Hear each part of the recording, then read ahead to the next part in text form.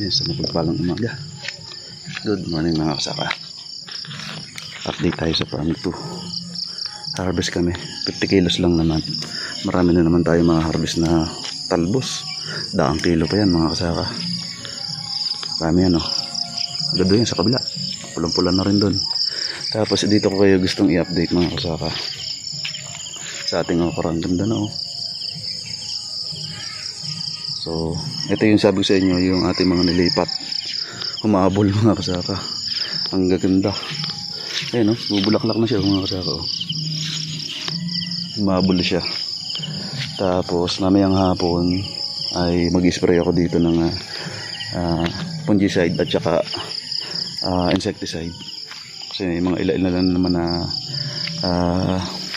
insekto. Tapos to napapansin ko may mga nagbe-build up na fungus. Ayun ang mga saka, yung mga dark spot na yan, kaya kailangan yan huwag gumalat, no? Dami natin ma-harvest na talbos. Ayun, no? Namumula yung ibabaw ng ating kamutihan. Ito marami na rin dito. May mga ilan na hindi kasi natin nagamasan yung part na yun. Kumbaga pinikipik na lang namin. Kumbaga dinampot-dampot na lang. Pati itong side na to, mabilis lang naman yung dahil kakunti. Ayan. Tapos ayun, dahil talbos, oh. Dito siguro may mga papakita na rin dito na ito, bubulaklak na to siguro bukas. Pag ano yung kanyang bukuhan ng bulaklak na ito. Pag ano, ayun, oh, ayun po. Dami. Ayun mga kasaka. At 50 kilos lang naman yung order natin yung umaga sa talbos. So, saglit lang yun. At ayun, 100 kilos pa yan pagka naputi natin. Marami pa yan. Ito, harvest lang natin, oh. Ang dami na naman, oh. Mabilis yung talbos. So ayun mga kasaka, ayun, harvest season mga kasaka. At kasunod namin update namin kayo dito sa ating tanim na talong, okra, sitaw at talong, no? Kung ating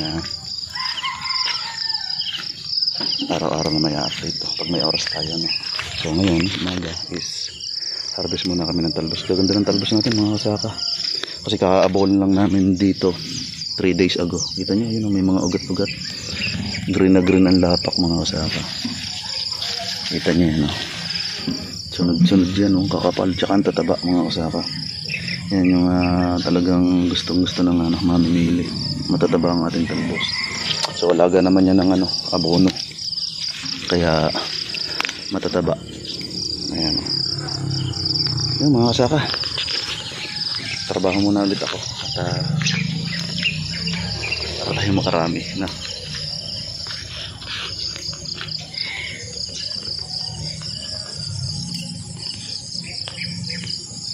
Harvestan na rin natin yung kahapon.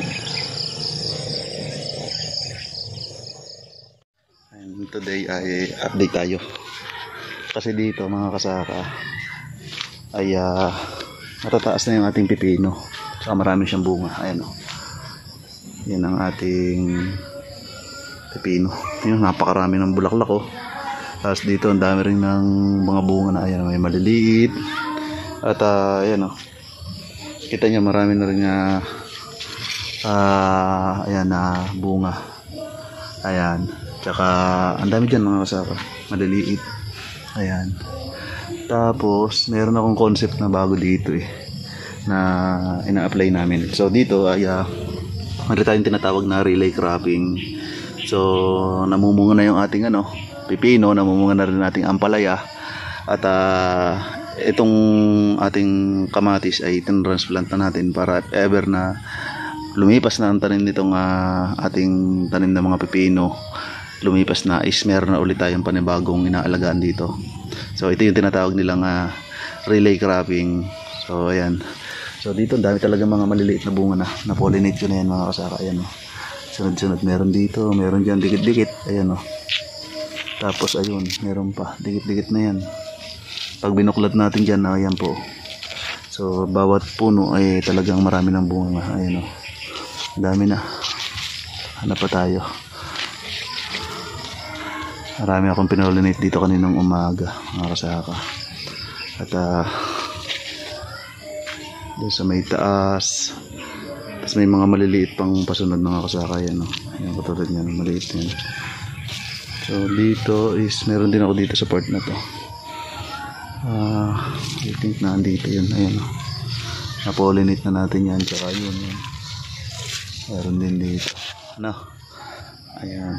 Tapos meron tayong harvestable na ampalaya. Ito. Pwede na to. May napumuti nga pala ako dito kahapon. Hindi ko na nabidyohan. Ipinaradala ko dun sa kapatid ko. Sa may Tagabae. Ayan, o. Meron pang mga bagong ano. Ayan. Na-pollinate ko na rin yan. So marami mga possible. Tingnan nyo. Ayan, o. Tapos to. Hindi pa nag-i-sprout yung kanyang bulaklak, mga kasaka. Ayan. So hopefully, kasi ito yung mga gantong stage ng pipino, possible pa yan na malaglag. So dito, duda ako dito duda ako dito, mga kasaka. Parang ito ay ma-abort ito, nanilaw na siya duda ako dito, pero tingnan natin kung lalaki. Pero hindi, dapat ito malaki na inabutan ng mga bagong, ayan, katulad ito, bago pa lang yan So meron talagang ganon, hindi lahat talaga 100% ay tumutuloy. So tingnan natin.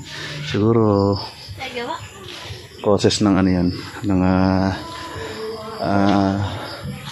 hindi magandang pollination, no? Si Ate Mika, meron tayong bisita. Meron kaming bagong tanim dito sa Ate Mika, sa greenhouse. Ito ay kamatis. Ito yung nabibili, ginagamit sa panigang. Tapos yun, cherry tomato. Ito. Yan, cherry tomato to. Yan. Cherry tomatoes. Naka-harvest na kayo ulit ng ano? Ng ampalaya. May harvest na ulit kami ng ampalaya. Oh. Wow. Papalakayin niyo po yan? Ay, pipitasin na yan. Ready na yan. Pwede na yan pitasin. Isa pa lang? Ano na, meron pa. Napitas na namin kahapon. Pinadala natin kay tito mo. Tapos yun, may maliliit pa. Oh. Ayun, mga maliliit. Ayun. May bago tayo na pollinate doon. Ayun, medyo against the light, mga kasaka. Tapos ang sitaw natin, ayun ang mga kasaka, lalago na. Ayan, sitaw natin, may mga balag na rin, may trellis na rin.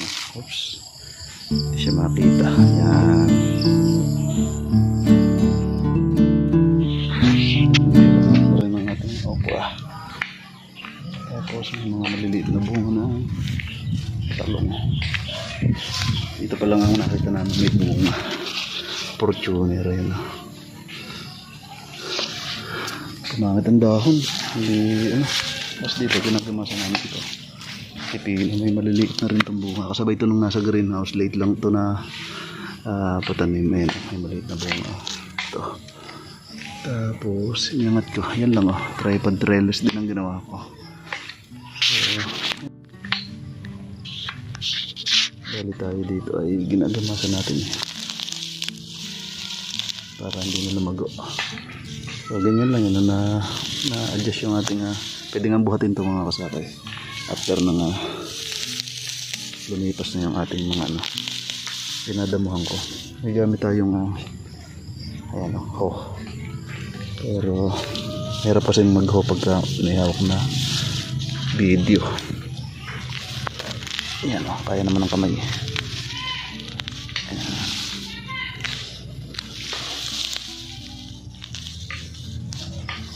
Dito ay ito. Alam mo naman gagawa sa natin dyan